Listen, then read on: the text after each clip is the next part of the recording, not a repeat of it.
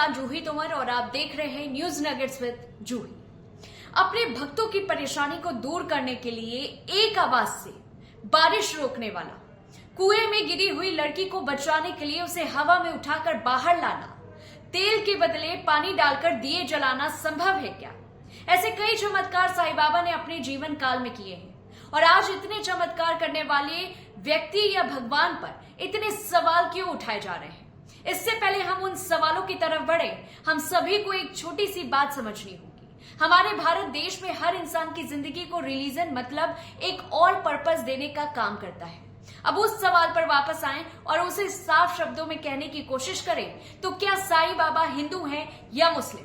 बता दूं, ये पहली दफा नहीं है जब ऐसा हुआ हो। साईं बाबा को लेकर समय समय पर विवाद उत्पन्न होता रहा है, कभी उनके अस्तित्व को लेकर, कभी उनकी पूजा करने पर, कभी उनके जन्म को, तो कभी उनके धर्म को लेकर। ऐसे में आइए जानते हैं कि आखिर साईं बाबा कौन थे, हिंदू या फिर मुसलमान। देखिए, ये कहना जो है काफी मुश्किल है, क्योंकि इनका दर्जा हर इंसान के लिए श्रद्धा के हिसाब से बदल जाता है। हर इंसान साईं बाबा को एक अलग नजर से देखता है और आज भी साईं बाबा को दोनों धर्म के लोग पूजते हैं। हिंदू और मुसलमानों के मन और मोटाव को एक तरफ रख कर देखें तो इससे बेहतरीन बात और क्या हो सकती है। एक ऐसा व्यक्ति या महापुरुष जो दोनों धर्मों को एक मकसद के लिए साथ लेकर आता है।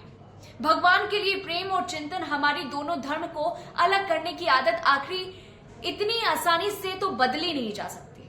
कुछ हिंदू धर्म के लोगों का यह मानना है कि साईं बाबा मुस्लिम फकीर, पाखंडी और एक फ्रॉड इंसान थे। इनमें से एक शंकराचार्य स्वामी स्वरूपानंद है, जिनके मुताबिक साईं बाबा मुस्लिम थे और उन्हें एक हिंदू देवता की तरह पूजा जाना गलत होगा। उनके लिए अगर हिंदू धर्म को बचाने के अभियान में जेल भी जाना पड़े तो वो उसके लिए भी तैयार थे। चलिए अब आगे बढ़ते हैं, जहां साईं बाबा को एक मुसलमान की तरह क्यों देखा जाता है। सबसे पहले हम इस बात को समझने की कोशिश करते हैं। साईं बाबा की कुछ विशेषताएं हैं जिसकी वजह से उन्हें मुसलमान की तरह देखा जाता है।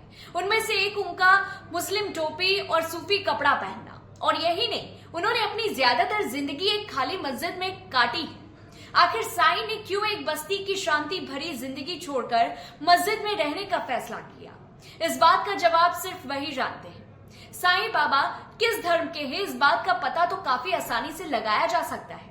हम जिस भी घर में जन्म लेते हैं, हम उसी धर्म से बिलोंग करते हैं। साईं के लिए भी यही बात लागू होती है। बस साईं बाबा की जिंदगी की शुरुआत एक झूठ के चादर से ढकी है। ऐसा कोई पुख्ता सबूत नहीं मिला जिससे ये कहा जा सके कि उन्होंने हिंदू के घर जन्म लिया या मुसलमान के घर जन्म लिया।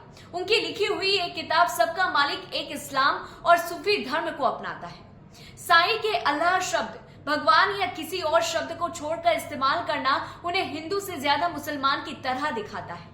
साईं की जिंदगी चाहे अफवाहों से घिरी हो, पर उनके इतिहास के बारे में ऐसी दो किताबें हैं जो हमें उनके इतिहास यानी कि जन्म और उनकी शुरुआती जिंदगी के बारे में कुछ इंसाइट देती है।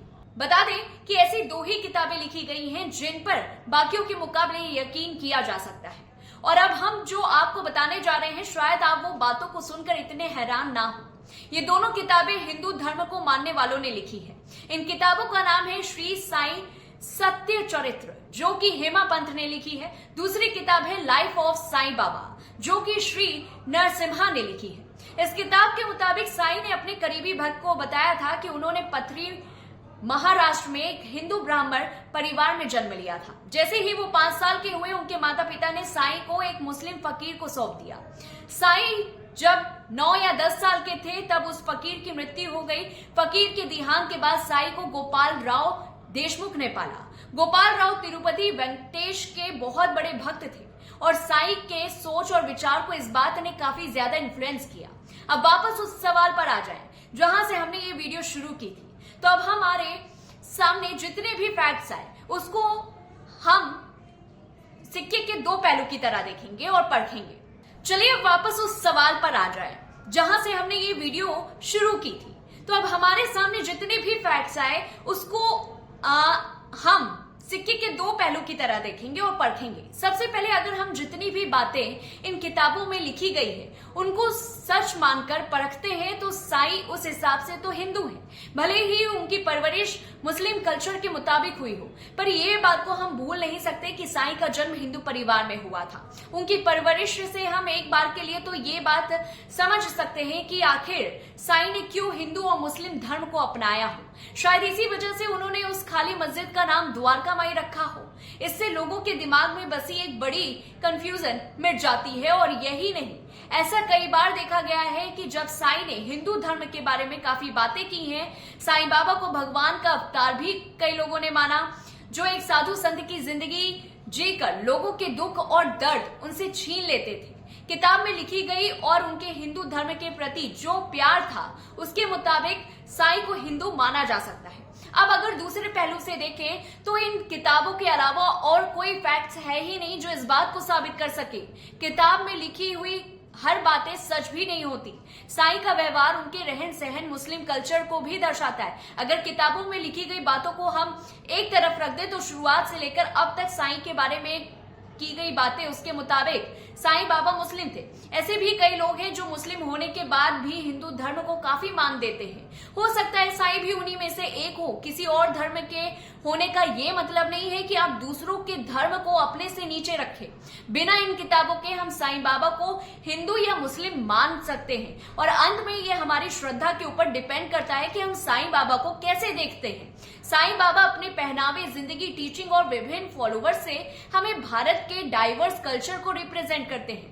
विविधता में एकता, यानी कि यूनिटी इन डाइवर्सिटी के बारे में हम सभी जानते हैं, पर क्या हम साईं बाबा के इस केस में इस बात को कबूल कर पा रहे हैं? साईं बाबा का धर्म पता करना इतना ही मुश्किल है जितना भूसी से एक सुई को ढूंढना।